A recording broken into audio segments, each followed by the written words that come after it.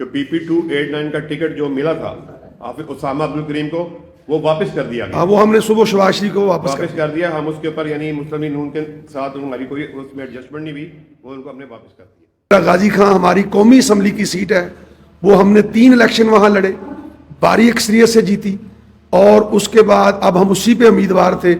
मगर हमें अफसोस इस बात का हुआ कि मुस्लिम लीग के इस कदर यानी कि मुतकब्बर रवैये की वजह से हमें वो सीट भी नहीं दी गई। और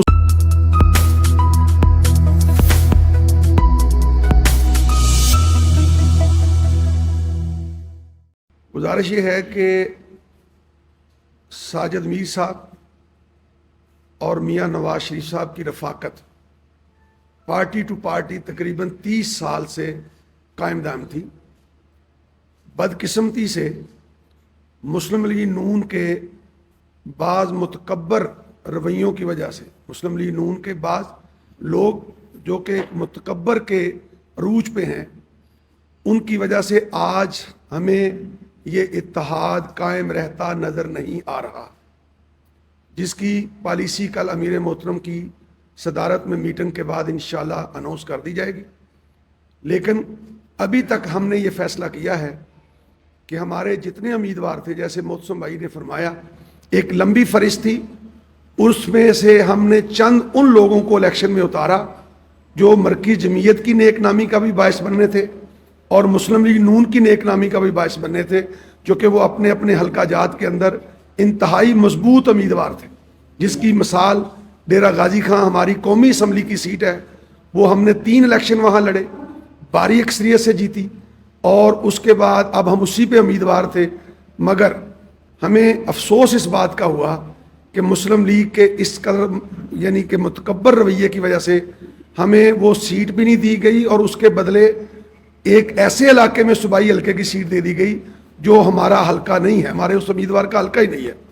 तो लिहाजा जमात की अब पॉलिसी इंशाल्लाह ये वाजे हुई है कि जमात अपने तमाम उम्मीदवारों को इलेक्शन में उतार रही है और हर हल्का जात में मजबूत पहलू पे इंशाल्लाह अपने उम्मीदवारों का साथ देगी और मुस्लिम लीग नून की इंशाल्लाह हम डट के मुखालफत करेंगे। और जैसे मुस्लिम लीग अपने सियासी फैसलों में आज़ाद है, इसी तरह मरकज़ी जमीयत अहले हदीस जहाँ एक मजहबी जमात है, वहाँ अल्हम्दुलिल्लाह उसी मज़हब की रोशनी में वो इस मुल्क में सियासत का किरदार भी अदा कर रही है। तो इंशाल्लाह हम भी अपनी जमात के हवाले से, हमारी जमात भी सियासी एतबार से अपनी पॉलिसी आज़ाद रखती है और इंशाल्लाह अल्लाह के फजल व करम से हम किसी जगह नून लीग से सीट एडजस्टमेंट अब नहीं करेंगे, अपने उम्मीदवारों को डट के इलेक्शन लड़ाएंगे।